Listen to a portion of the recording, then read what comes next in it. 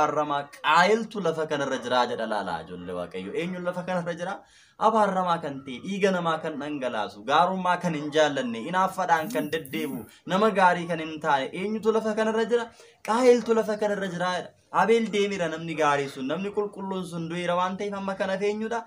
Qaayiltu hafe ijoollee jalqabaatiif Addaamiin gannata keessa ari'uun, Addaamiin akka inni muka jala dhokatu waaqayyo jala akka inni dhokatu gochuun, Addaam kennaan isaa irraa fuudhame qullaa akka inni ta'u taasisuun, Qaayil obboleessa isaa nama qulqulluu Abeel akka inni ajjiisu taasisuun, jireenya isaanii keessatti jeequmsa taasisuun, Addaamii fi Hewaan qullaa ta'anii akka isaan garbummaadhaan jiraatan taasisuun, Qaayil immoo erga obboleessa isaa ajjiiseen booddee nama jooraa ta'e akka inni addunyaa kanarra jiraatu taasisuun qajeelfama bu'uura daabiloos ta'e addunyaa kanatti kan bahe ta'uusaa jalqabarraatii kan nu hubachiisu ta'uusaa eegaatii seenaan macaafa qulqulluu fi seenaan Addaamii jireenya biyya lafaarra immaa jiraatanitti kan nama agarsiisudha jechuudha. Maqaa Abbaa kan Ilmaa kan Hafuura Qulqulluu Waaqa tokkotti ni amanna. Ameen. Kabajamtootaaf jaalatamtoota maatiiwwan Waaqayyoo hordoftoota chaayinaalii dhangaa lubbuu bakkaaf lafa jirtanitti nageenyi Waaqayyoo araarsummaan giiftii keenya dubaroo Maariyaam eegumsi ergamootaa kadhannaan qulqullootaa isiin faa baay'eetu akkam jirtu akkamii yeroo kana geessanii guyyaa har'aa kana akka fedhaaf jaalala Waaqayyootti barnoota ganama qabamuu jedhu keessatti afurri qaalluu jireenya namaa akkamittiin miidhuu danda'a fi afurri qaalluu eessaa jalqabee eessaas dhufee isa jedhu kutaa sadaffaa qophii keenyaa qabadhee isinii dhiyaadheen jira. Ani barsiisaa Dajanee Gurmeessaati. Chaayinaaliin irra jirru immoo chaayinaalii dhangaa lubbuuti.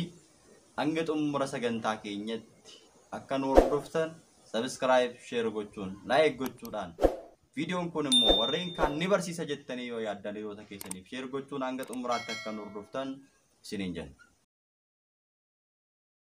Egaati kutaa tokkoffaa fi lammaffaa darbee keessatti afurri hamoonni yookiin immoo afurri jinnootaa keessumattuu afurri qaalluu akkamittiin jireenya mucaa namaa keessa seenee akka inni miidhuu danda'u dabalataanis immoo afurri qaalluu kun eessaa madda jalqabni isaa eessadha akkamittiinis immoo ofirraa ittisuu dandeenya kan jennu egaati bal'inaatiin gara fuulduraatti waliin baranna.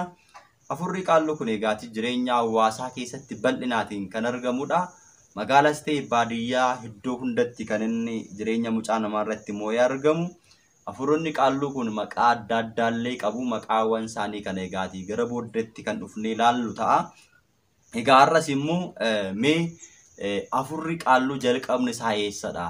Adeemsi afura qaalluu kun akkamittiin jalqabe kan jedhu jireenya ijoollee Addaami Qaayilii fi Abeel keessatti guyyaa irraa immoo gabaabsinee kan waliin ilaallu ta'a jechuudha. Jalqabarra gaafa ilaallu aarsaa Abeelii fi Qaayiliin Waaqayyotti dhiyeessan keessattidha jechuudha. Rakkoo guddaan kan uumame. Qaayilii fi Abeel kan jedhaman ijoollee jalqabaa Addaamiiti. Kanaafuu Addaamii fi Hewaan abbaa manaa fi haadha manaa ta'anii waggaa 7 gannata keessa jiraatanii sababii gorsa daabiloos gorsa hafuura hamaa sana dhaga'anii jireenya gannataa keessaa erga baaniin booddee immoo afurri kun isaan irratti moo'ee isaan irra darbee gara ijoollee isaaniitti darbee miidhaa akka inni geessise ilaallaa jechuudha. Afurra qaalluu jechuun dhaloota irraa dhalootatti kan darbudha kan jenneef kanaafi jalqaba Addaamii fi Hewaan irraa jalqabee Addaamii fi Hewaan immoo gannat keessaa erga baasiin booddee immoo gara ijoollee isaaniitti illee darbee miidhaa ajjeechaa guddaa raawwateera jechuudha. Fakkeenyaaf yoo ilaalle Waaqayyo akka isaan aarsaa dhiyeessaniif Waaqayyoodhaaf akka isaan aarsaa dhiyeessaniif abbaan isaanii Addaam erga isaan gorseen booddee Abeelii fi Qaayil aarsaa Waaqayyoodhaaf dhiyeessan ilaala. Maaliif diinni aarsaa nuti dhiyeessinullee aarsaa nuti Waaqayyoodhaaf dhiyeessinullee hin jaallatu. Asraat bakuraatii nuti baasnu hin jaallatu. Kanaafidha hojii gaariin amantiin hojii gaarii hin qabne du'aadha kan jedhamu. Hojii gaarii gaafa hojjennu diinni hin gubata jireenya keenya keessaa ba'a waan ta'eef.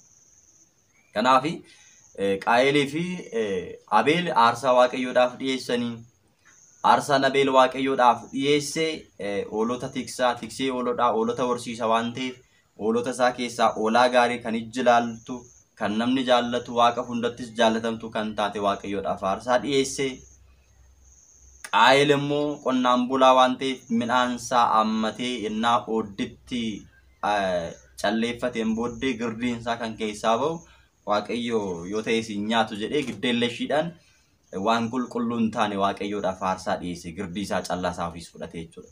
Kanarraa kan ka'e Waaqayyoon laphee qulqulluudhaan Abeel waan aarsaa inni dhiyeesseef aarsaa Abeeliin hin fudhateedha.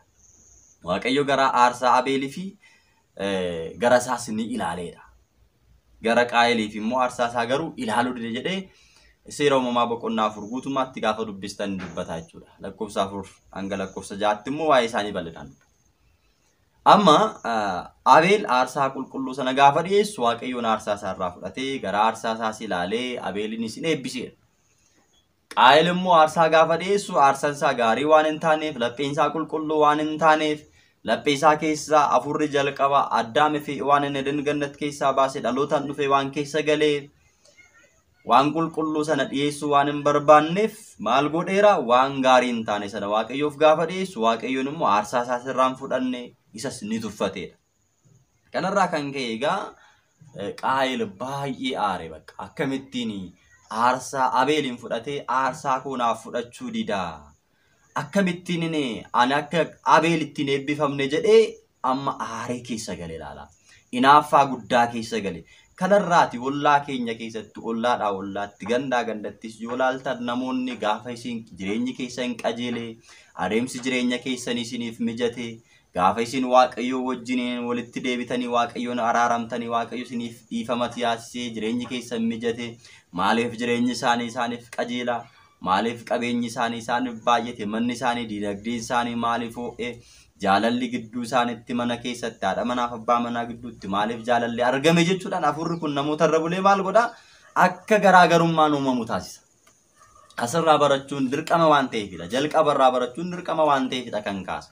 Ilaala. Amma Abeelii Waaqayyo hundatti fudhatama argachuunsaa aarsaan Abeel Waaqayyo biratti fudhatama argachuunsaa Abeel Waaqayyo biratti eebbifamuunsaa Qaayiliin baay'ee aarseera. Biyya lafaarra gaafa jiraannu suma kanadha kan keessa jiraannu kan beektanidha. Argachuun keenya, fayyaa ta'uun keenya, uffachuun keenya, nyaachuun keenya, dhuguun keenya namoota baay'een gammachiisu. Akkuma Qaayil jechuudha hin gammachiisu hin gaddu bakka. Hin gaddu maaliif akka gaddan garuu qabeenya isaanii jalaa dhaqxanii hin fuune kan isaanii jalaa hin tuqne ofumaa keessanii hojjettanii karaa sirriidhaan kan argattan Waaqayyo kan isiniif eebbise hundumayyuu ittiin gammadu namni bakka. Kun eessaa maddee jalqabarraa dhaloota irraa ilaala. Addaam irraa jalqabee gara dhaloota yookiin ijoollee isaaniitti kan dhufe Qaayil irraati jalqabe jechuudha. Hafuurri inaaffaa kun inaaffaa guddaa keessa gale jechuudha. Gaafa inni inaaffaa guddaa keessa galu Qaayil baay'ee aaree fuulli isaa sirumayyuu gurraachee jedha macaafni qulqulluun. Baay'een isaanii gaafa mana Waaqayyoo deemtan gaafa mana Waaqayyoo deemnu gaafa naxalaa uffannu gaafa gaabbii gallu fooniif dhiiga Waaqayyoo gaafa fudhannu jireenyi keenya gaafa nuuf qajeelu gaafa nuuf mijatu fuulli isaanii kan gurraacha'u kaleessa kan nu jaalatan kan nu noodan kan nutti jijjiirraman lakkoofsaan hedduudha jechuudha laala ijji isaanii kan diimatu maddi isaa yookiin kaayyoon isaas egaa kaayyoo hafuuraamaa waan keessa jiruufi Qaayil ijoollee Qaayil waan ta'aniif hojii Qaayil hojjechuun isaanii immoo qajeelfama daabiloos irratti laatamu waan ta'eef dirqama ni raawwatu jechuudha isaanii. Kanaafuu nuti immoo amantii keenyatti cimuudha akka Abeelitti gaarummaa qabaachuudha. Hojii qulqulluu hojjechuudha jechuudha diina mo'achuudhaaf kan nu gargaaru. Kanarraa kan ka'e fuulli isaa gaafa gurraacha Waaqayyo immoo Qaayiliin waamee akkana isaan jedheedha. Qaayiliin gaafa akkana jedhu maaliif aartaa fuulli kee maaliif gurraacha'e gaarii osoo raawwatteetta ta'e fuulli kee hin ifa miti jedhee Waaqayyo gaafii gaafate ilaala. Maaliif gurraachofta maaliif aartaa obboleessi kee argachuunsaa maaliif si aarsee obboleessi kee aarsaa inni qulqulluun dhiyeesse maaliif si aarse Waaqayyo biratti fudhatama argachuunsaa maaliif si aarse maaf sitti dhagahame ati sotoo waan gaarii hojjette akkuma Abeelitti gammadda akkuma Abeelittiin aarsaa isaa si fudhadhee si gammachiisaan ture osoo hojii gaarii hojjette fuulli kee kan gurraacha'e kun hin ifa kanaafiyyuu maaliif si aarsa maaliif aarta jedhee Waaqayyoon gaafii kana Qaayiliin ni gaafateedha macaafni qulqulluun. Gaafa inni gaafatu egaati yoo gaarii raawwachuu baatte garuu cubbuun balbala kee dura riphee si eeggata. Si argachuu siin kajeelaa. Ati garuu isarratti aboo godhadhu jedheeni ganaa deebisee Waaqayyo isa gorse jechuudha. osoo gaarii hojjettee ta'ee akkuma Abeelitti jireenyi kee hundumtuu qajeelee aarsaan keessii fudhatamee fuulli keessii finifa. Ati garuu gaarirraa gortee cubbuu yoo hojjette cubbuun immoo balbala kee dhufuun duratti ribee si eeggata. Si argachuu siin kajeela. Kanaafiyyuu immoo inni akka aangoo sirratti hin qabaanneef akka simmooneef immoo ati immoo isarratti haboo qabaadhu jedhee Waaqayyoon amma qalbii isaa akka inni jijjiirratuuf gara gaariitti akka inni deebi'uuf maal gochuu jalqabe? Qaayiliin gorsuu jalqabe ilaala. Kanaafuu cubbuun akka inni nun eeggannee fi cubbuun jireenya keenya akka hin jeeqneef nutis maal gochuu danda'u nurra jiraata jireenya keenya keessatti irratti mo'uutu nurra jiraata. Mo'uudhaaf immoo laphee qulqulluu barbaada, gaarummaa barbaada, qajeelummaa barbaada, waan gaarii duukaa bu'uu barbaada, amantii barbaachisa, kadhannaa barbaachisa, tsoomii barbaachisa, sigdata barbaachisa, asraata bakuraatii baasuu barbaachisa, dabalatammoo hojii Waaqayyoo gaarummaadhaan nutti laate hojjechuun barbaachisa, hiyyeessota gargaaruu barbaachisa, mana Waaqayyoo ijaaruu barbaachisa, qabeenya keenya jireenya keenya Waaqayyoodhaaf bichisiisuu barbaachisa jechuudha. Gaafa kana goone hundumayyuu maal goona? Diina ni moona. Sababiin isaa ergaa Yaaqoob boqonnaa 4:7 gaafa dubbistan maal jedha? Waaqayyoodhaaf tolee jedha, Waaqayyoodhaaf abboomamaa ishii jedha. Innis immoo sin jaallata, seexanaan morma, inni immoo sin dhiisee baqata. Gaafa nuti Waaqayyoodhaaf tolee jenne jireenya keenya hundumaa Waaqayyotti dabarsinee gaafa laanne karoora keenya hojii keenya hundumaa Waaqayyotti dabarsinee daandii keenya baaf gala keenya Waaqayyotti dabarsinee tolee jennee Waaqayyoodhaaf yoo ajajamne waan balleessine hundumayyuu laphee keenya qulqulleessine gaabbii gallee gara isaatti yoo dhiyaanne fooniif dhiiga isaa yoo fudhanne yoo ishiisaaf jenne seexanni bakka keenya hin gahu hin gubata waan ta'eef nurraa fagaata. Kanaaf Waaqayyoof tolee jedha. Waaqayyoof tolee jedha, Waaqayyoof abboomamaa, seexanaan immoo morma, inni sin dhiisee baqata kan jedheef kanaafuu Qaayileen maal jedhe Waaqayyo jireenya kee irratti seexana irratti aboo godhadhu akkasiin mooneef jedhee gorsuu erga jalqabe. Ergasii jalqabe eegaatii Qaayil laphee isaa gara Waaqayyootti hin deebisne gaarummaa yaanne akkuma Yihuudaan 12 duuka bootaa keessaa ammeenyaan guutame gooftaa isaa uumaa isaa harka isaarraa kan nyaate kan dhuge dabarsee qarshii 30 gurguree gaabbii gali gaafa jedhamu immoo dabarsee deemee of rarraasee siisteemaa mootummaa Waaqayyoon gala jedhee yaade sana osoo isaaf hin ta'in akkumaa fi Qaayilis eegaatii waan inni yaade hundumtuu isaaf hin taane gama ammeenyatiin deemee Qaayil Abeelin caaluu barbaadeera ture garuu isaaf hin danda'amne obboleessa isaa dabarsee koottu bishaan dhugnaa jedhee asheeta erga nyaatanii laga bu'aniitiin booddee Qaayil obboleessa isaa dhagaadhaan dha'ee ajjeesee dhiiga isaa dhangalaasee jechuudha laala. Kanaaf jireenya Addaam keessatti hafuurri hamaan jalqabee gara ijoolleetti darbee ajjeechaa irratti raawwate ilaala. Argitan? Seenaan kun seenaa bal'aadha jechuudha. Gabaabsinii ilaalla malee jechuudha. Achirraa jalqabee ilaala ajjeechaan jechuudha. Ajjeechaan kanaan dursa hin turre. Addaamii fi waan gidduutti hin turre ijoollee isaan irratti jalqabee kan ammoo kan godhe Daabiloos erga keessa isaanii seeneen booddeedha ilaala. Jalqabarraa ganamarraa erga isaan qabee ganamarraa qabee maal godheera Addaamii fi waan gannat keessaa baaseera. Erga gannat keessaa baasee immoo dhalootaan itti darbee ijoollee isaanii qabeera. Erga ijoollee isaanii qabeetiin booddee immoo akka isaan wal ajjeesan godheera ilaala. Ajjeechaa kana immoo maal akka ta'e hin beekan turan ilaala. Ajjeechaa jechuun maal jechuu akka ta'e hin beekan jechuudha. Macaafa qulqulluu keessatti egaa seenaa isaanii gaafa laallu Qaayil fi Abeel laga bu'anii asheeta nyaatanii erga asheeta nyaataniin booddee immoo koottu bishaan dhugnaa jedhee laga bu'an nagaadhumaan jechuudha. Keessa isaa hinaaffanii gaa jiraatu malee jechuudha. Egaa hinaaffan keessa isaa jira laala. Maaliif seeneera waan ta'eef jalqabarraa qabameera waan ta'eef jechuudha. Gaafa kana Qaayil dursee gad jedhee bishaan dhugee gaafa inni gad jedhee bishaan dhugee ol ka'ee immoo obboleessa isaa Abeelin bishaan dhugee jedheen. Gaafa kana gaafa inni gad jedhee inni bishaan dhugu Daabiloos immoo dhufee dhaabbatee hin rukuttuu jedheen. Maal jechuudha rukuchaa jechuun maal jechuudha jedheen. Rukuchaa waan ta'e iyyuu hin beeku ture Qaayil iyyuu laala kan baay'ee sin ajaa'iba. Hin beeku rukuttuu jennaan ajjeesi jedheen. Ajjeechaa jechuun maal jechuudha? Ajjeechaa jechuun maal akkamitti nama ajjeesu jedhee Qaayil ammas deebisee Daabiloos hin gaafate jechuudha.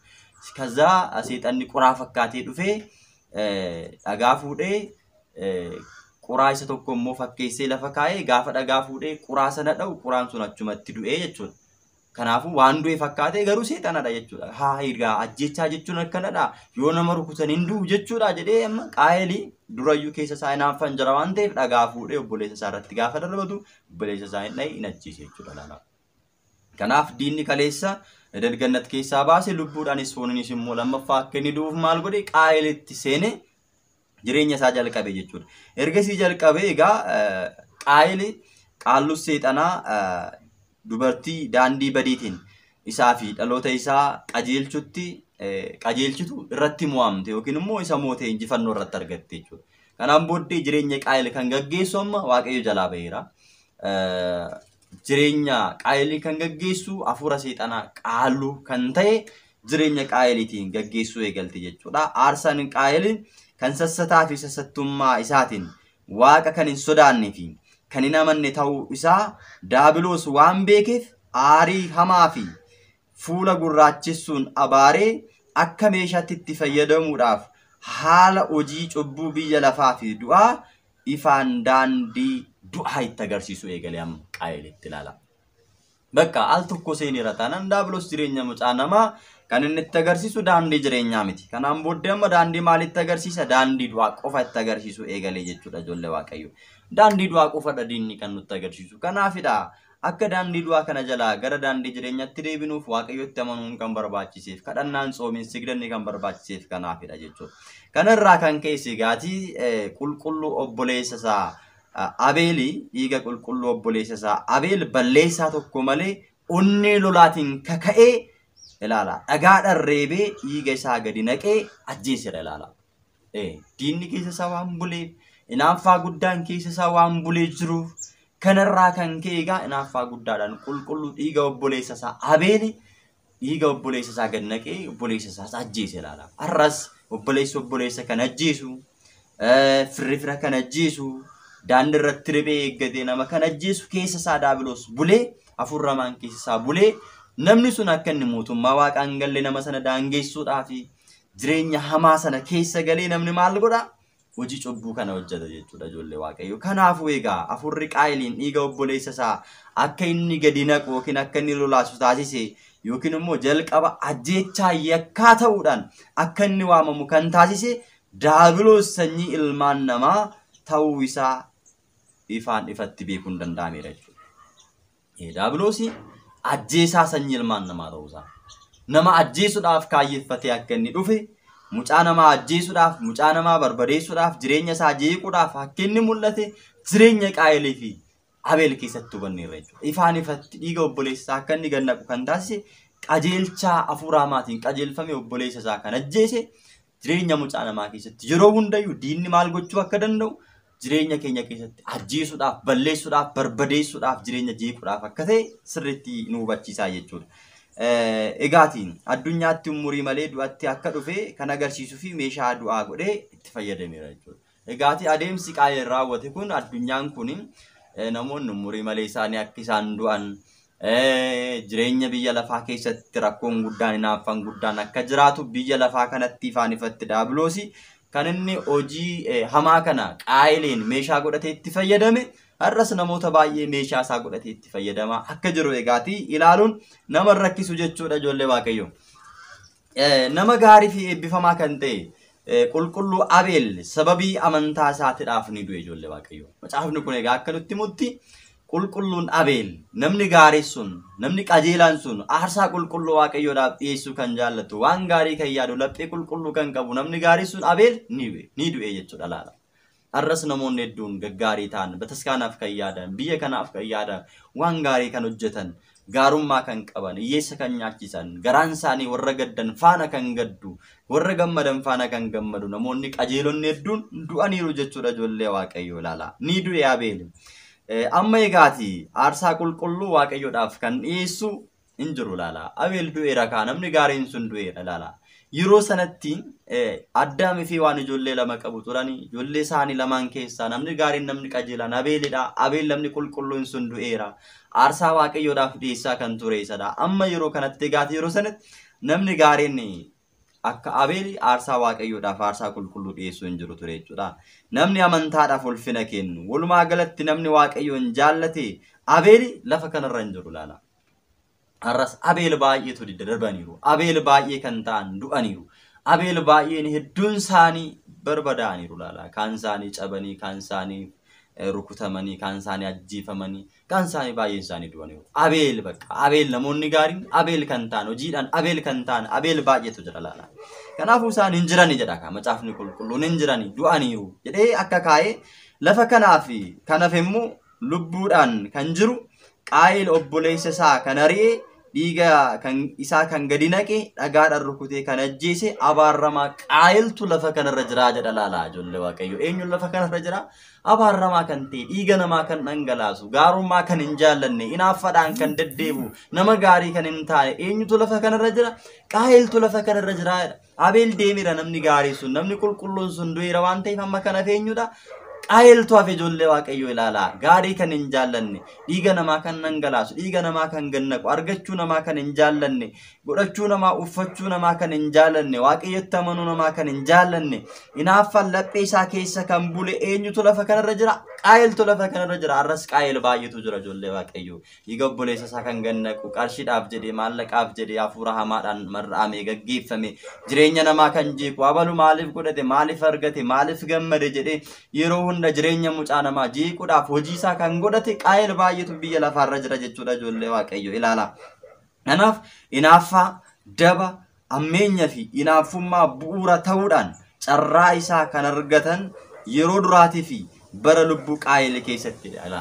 Inaaffaa yeroo jalqabaadhaaf hafuurri hamaan iddoo guddaa kan inni argate inaaffaadhaan dabaan ammeenyadhaan ajjeesuudhaan barbadeessuudhaan iddoo guddaa kan argate bara jalqabaa bara qaayil keessa jirutti jechuudha laala. Bara sanitti hafuurri hamaan bu'uureffame yookiin immoo bu'uura guddaa qajeelcha guddaa kan argate har'as addunyaa keenya keessatti yoo gabbuutan ilaaltan hojiin inni hojjetu hundumtuu egaati hojii qaayil irraati baratame hunda akka ta'e kan nu hubachiisu jechuudha. Egaati hafuurri hamaan kun gannata dheessuu, addaam qullaa dhokachuu, adeemsa gaddisiisaa fi sodaachisaa isa ta'e irratti hojii diinummaa qaayil obboleessa isaa ajjeesuun yommuu jalqabamu dhaloota ittaanuuf immoo ajjeechaa barsiisuun daabiloos qajeelfama kaayyoo addaa ta'e mul'ateera. Ilaala yeroo jalqabaatiif Addaamiin gannata keessa ari'uun Addaamiin akka inni muka jala dhokatu waaqayyo jala akka inni dhokatu gochuun Addaam kennaan isaa irraa fuudhame qullaa akka inni ta'u taasisuun qaayil obboleessa isaa nama qulqulluu Abeel akka inni ajjiisu taasisuun jireenya isaanii keessatti jeequmsa taasisuun Addaamii fi Hewaan qullaa ta'anii akka isaan garbummaadhaan jiraatan taasisuun qaayil immoo erga obboleessa isaa ajjeeseen booddee nama jooraa ta'e akka inni addunyaa kanarra jiraatu taasisuun qajeelfama bu'uura daabiloos ta'e addunyaa kanatti kan bahe ta'uusaa jalqabarraatii kan nu hubachiisu ta'uusaa eegaatii seenaan macaafa qulqulluu fi seenaan Addaamii jireenya biyya lafaarra immaa jiraatanitti kan nama agarsiisudha jechuudha. Addunyaan kun qaayiliin jaalatteetti ilaala. Addunyaan kun qaayiliin jaalatteettidha. Qaayil baay'eetu biyya lafaarra jira. Har'as addunyaan eenyu jaalachaa jirti? Abeel miti kan ishiin jaalattu, qaayiliin kan ishiin jaalachaa jirtu. Abeel akka nama qulqulluu, nama waaqayyoon tajaajilu, nama mana waaqayyoo deemu, nama hojii gaarii hojjetu, hiyyeessa kan gargaaru, kan boo'ee, kan gammachiisu, kan gargaaru hin jaallattu addunyaan kun. Eenyu jaallatti? Qaayil isa dhiiga namaa dhangalaasu, isa hinaaffaa hojjetu, isa daba hojjetu, qajeelummaan kan keessa isaa hin jirre, hojii gaarii kan hin qabne, gara mana waaqayyoo kan hin deemne, kan hin tsoomne, kan hin kadhanne, kan hin saganne, hojii gaarii kan hin qabne jaallatti addunyaan kun. Eenyuun jaallatti? Qaayiliin jaallatti jechuudha addunyaan kun. Bara amma keessa jiraannu kana keessatti sakkattaatanii yoo ilaaltan eenyutu biyya lafaarratti baay'atee jira? Qaayiltu biyya lafaarratti baay'atee jira jechuudha. Ijoollee qaayil kan ta'an hojiidhaan qaayiliin kan fakkaatan qaayil hedduutu biyya lafaarratti baay'atee jira jechuudha ijoollee waaqayyo. Addunyaa kanarra yeroo jiraannutti yoo baanu, yoo gallu, yoo hojjennu, yoo nyaannu, yoo dhugnu jireenya guyyaa guyyaa keessatti bitaaf mirga duraa fi duuba gara duukaa osoo hin hafin kallattii hundaan hafuurri qaayil jira jedha macaafni kun. Ilaala. Kallattii hundaan yeroo baanutti, yeroo gallutti, yeroo baanu, yeroo deemnutti, yoo nyaannu, yoo dhugnu, fuulduraaf duuba bitaaf mirga kaabaaf kibba bahaaf dhiya kallattii hundumaatiin yoo deemne jedha qaayiltu jira jedha. Qaayiltu jira. Dhiiga namaa kan dhangalaasu, waan gaarii kan hin hojjenne, jireenya gaarii kan hin jaallanne, mana waaqayyoo kan ijaaru hin jaallanne eenyutu jira? Qaayiltu jira jedha macaafichi ilaala. Qaayiltu jira. Qaayil bakka. Abeel hin jiru hojii gaarii kan hojjetu bataskaana kan ijaaru mana qulqullummaa waaqayyoodhaaf kan yaadu warra hojii gaarii hojjetan duukaa hojii gaarii hojjechuu kan barbaadu Abeel hin jiru. Qaayiltu jira hojii gaarii kan hin jaallanne inaaffaadhaan dabaan kan deddeebi'u isaantu jira jedhee macaafa kana keessatti kaa'ee jira jechuudha. Amma mee xiqqoodhaaf immoo gabaabsine sagalee qaayilii fi waaqayyoo haa ilaallu. Sagaleen waaqayyoo fi qaayilii gidduutti wanti uumamee jira jechuudha laala. waaqayyoo fi qaayil gidduutti garaagarummaan erga uumameen booddee qaayil erga obboleessa isaa ajjeeseen booddee waaqayyoon wahamee qaayiliin gaafateera. Maal jedhee gaafate? Waaqayyo qaayiliin akkana jedheen. Obboleessa kee Abeelii isa eessa jira jedhee isa gaafate laala. Obboleessi kee Abeelii eessa jira jedhee qaayiliin gaafate. Innis maal jedhee deebisee? Ani hin beeku. Tikseen obboleessa kiyyaa anadha jedhee Waaqayyoof gaafii kana deebise. Ilaala.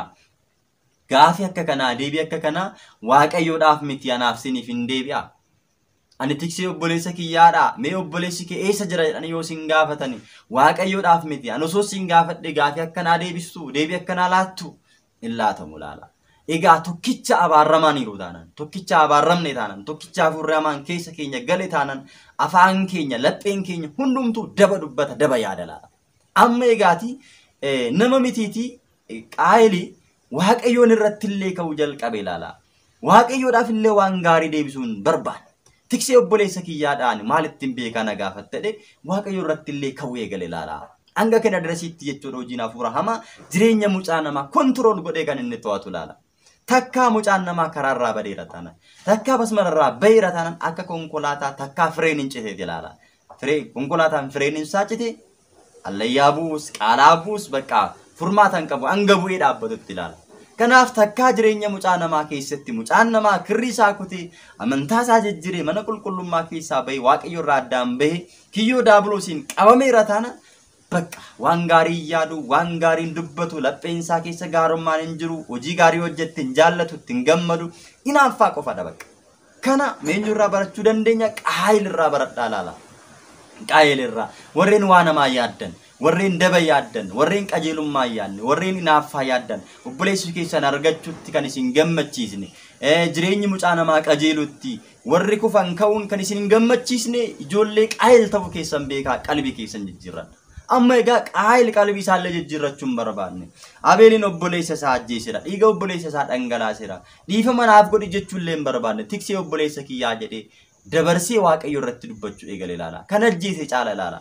Kanaafuu hafuurri ajjeechaa daabiloos amma kanattidha jechuudha kan inni hojjetu. Gaafa kana kan irratti Waaqayyo wanti ati goote kuni maalinni maal si godhee sagaleen dhiiga obboleessa keetii lafaa gara kiyyatti iyyaa ammas ati abaarramaadha. Lafa isa dhiiga obboleessa keetii afaan banee akka inni dhugu goote irraati in ari'atamta. Ati kan abaarramtedha. Lafas yeroo qottu si'achi midhaan siif hin baasu, sanyii siif hin baasu, firii siif hin kennu. Ati lafa kana irratti jooraa fi godaanaa taatee jiraatta jedhee Waaqayyoon qaayilitti murteesse jedha seera uumamaa boqonnaa 4:9-12 ilaala. Murtii kanatti murteesse ilaala. Ati kanaan booddee abaarramaadha ilaala. Egaatii gaafa hojii daabiloos duukaa bu'u namoonni hundumtuu hojii daabiloosiin hojjetan abaarramtootadha. Abaarramtootadha. Waaqayyo biratti eebbifamuun isaaniif hin ta'u. Abaarramtootadha. Erga abaarramaniin booddee immoo daabiloos diinni waan barbaade irratti raawwachuu danda'a. Jireenya isaanii barbadeessuu danda'a. Adeemsa isaanii barbadeessuu danda'a. Adeemsa jiru keessatti hundumatti akka barbaadetti itti fayyadamuu danda'a laala daabiloos. Kanaaf ati abaarramaadha. Ati abaarramaadha bakka. Kanaan booddee dhiiga obboleessa kee gannaxxeetta.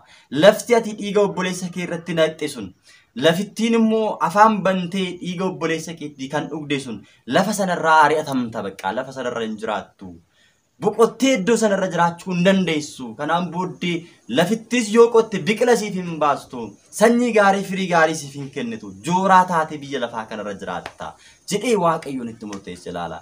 Baay'ee isaanii dhiiga namaa kan dhangalaasan Waaqayyoon hin argu jedhanii dukkana da'eeffatanii namni hin argu jedhanii waan baay'ee kan hojjetan baay'ee isaanii kan du'an baay'ee isaanii jooraa ta'anii kan jiraatan balleessaa dhiiga nama balleessaa hin qabnee gadi naqan waan namaa kan hojjetan hundumti isaaniiyyuu lafti kun isaaniif eegaati iddoo akka hin qabne Waaqayyoon dubbateera. Haa ta'u malee yeroo ammaa kanatti Abeeliidha moo qaayiltu biyya lafaa guutee jira yoo jettan Abeel osoo hin ta'in qaayiltu biyya lafaa akka guute jalqaba kaasinitu jirra waan ta'eef kanaaf egaa ijoollee Waaqayyo isinis warreen akka kanarraa hamtoota warra akka kanarraa addaan baanee Waaqayyo wajjin jiraachuudhaaf jireenya keenya keessatti qajeelummaadhaan jiraachuudhaaf egaati dhalootaan inni dhufe amma diinni daabiloos qaalluun sun egaa jireenya mucaa namaa jiiqaa jira. Tokkoon keessan jireenya keessan akka jiiqaa jiru shakkiin qabnu. Maaliif kanaafu jireenya keessan keessaa inni jiru immoo gara ijoollee keessanitti akka hin darbine, gara ijoollee keenyatti akka hin darbine.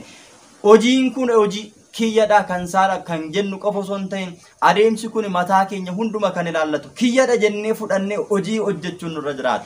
Hojiin nuti hojjennu immoo nurra darbee ijoollee keenyatti akka hin darbine jireenyi keenya akka hin jeeqamneef jecha Waaqayyo irraa akka addaan hin baaneef amma imimmaan hin gara Waaqayyotti deebi'uudha. Amma imimmaan hin gara Waaqayyotti deebinee Waaqayyoof bitamuudha. Hojii gaarii hojjechuudha, sagaduudha, sigdata amlikoo sigdata yookiin sigdata waaqummaa sagaduudha keessumattuu jechuudha. Hafuura kana mo'achuudhaaf kan isinitti himu keessaa inni guddaan hafuura kana kontrol gochuun hin danda'amu.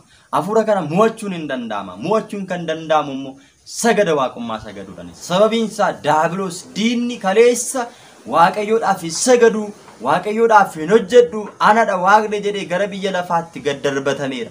Gaafa kana erganaaf hin hojjenne gara biyya lafaatti darbatame ati sanyii an uume keessaa abaaramaa ta'e jedhee Waaqayyoon waan abaareef nuti immoo gaafa sigdata waaqummaa sana sagannu Waaqayyoodhaaf gaafa sagannu diinni hin gubata. Sigdata waaqummaa akkamitti saganna kan jedhu gara duubatti viidiyoo hojjedheen ture yeroo darbe duubatti deebi'aa ilaala. Kanaafuu sigdata waaqummaa gaafa nuti sagannu jilba keenya Waaqayyoof gaafa nuti bichisiisnu hafuurri hamaan kun nurraa fagaata hin gubata jechuudha. Jireenya keenya keessa mataa keenya keessa kan jirtu qaama kiyyarra kan jirtu hojii kiyyarra kan jirtu dalagaa kiyyarra qarshiin hojjedherra kan jirtu hundumtuu maqaa Sillaasiitiin gubadhu jettanii maqaa Waaqayyootti waamtanii maqaa durba Maariyamiitiin maqaa Mikaa'eliitiin gubadhu gaafa jettan hin gubata jechuudha. Gaafa isin sagaddan gaafa isin kadhannaa gootan gaafa nuti kadhannu gaafa sagannu hafuurichi hin gubata jechuudha ilaala ijoollee Waaqayyo. Kanaaf hafuuricha gubuudhaaf halkaniif guyyaa gara Waaqayyotti bu'uudhaan sagaduun barbaachisaadha. Egaati maatii keenyarra kan jiru bulaa keenyarra kan jiru maal goona jennee dhiphachuu dandeenya. Maatii keenyarra kan jiru hidhuun hin danda'ama. Akkamittiin hidhuun danda'ama? Maqaa kiristinnaa isaanii cuuphaa isaanii harka keessan irratti barreeffattanii yeroo kadhannaa keessanitti isaan yaadachuudhaan hafuurri hamaan maatii kiyya rakkisaa jirtu hundumtuu maqaa Sillaasiitiin hidhame jechuudhaan bakka isaanii buudhaan isaaniif sagaduudhaan jilbeeffachuudhaan sigdata waaqummaa kana sagaduudhaan isaan booddee hafuurri kun iddoo dhabuudhaan hafuurri kun barabadaa deema humna dhabaa deema yeroo tokko lamatti qofa miti abdii kan kun itti fufne ilaala. Inni umurii iddoo wajjin kan jiraate kan wajjin dhalate kan kiyyadha gadi dhiisu jedhee morma waan ta'eef iyyuu nutis immoo akka inni gadi dhiisuu fi jireenya keenya aarsaa goone yeroo keenya aarsaa goone maal gochuu qabna mormuu danda'utu nurra jiraataa jechuudha ilaala. Mormuu danda'utu nurra jiraata gaafa nuti itti fufne mormine innis gadhiisee deema waan ta'eef kanaaf iyyuu hundi keessaniyyuu egaa amma irraa jalqabdanii kadhannaa mataa keessanii sagada mataa keessanii waa'ee keessaniif waa'ee maatii keessan jireenya keessan gaa'ida keessaniidhaaf gochuun isin irra jiraata. Kana gootan taanaan bilisummaa argachaa deemtu jijjiirama agarsiisaa deemtu gara fuulduraatti immoo wantoota baay'ee jechuudha hafuura kana jalaa bilisa kan ittiin baanu barachaa deemna. Egaati yeroo itti aanu immoo Addaam fi Iwaaniif dhaloota bakka bu'u keessatti jalqaba yaadni daabiloos akkamitti jira kan jedhu laalla jechuudha. Erga Qaayil jooraa ta'een booddee erga Abeel du'een booddee immoo Waaqayyo ijoollee Addaamiif ijoollee biraa kenneera. Ijoollee Addaamiif kenne kana keessatti dhalootaan dhufeera moo hin dhufne? Adeemsa kana keessatti yaadni daabiloos yaadni seexanaa qaallachaa jira moo hin jiru?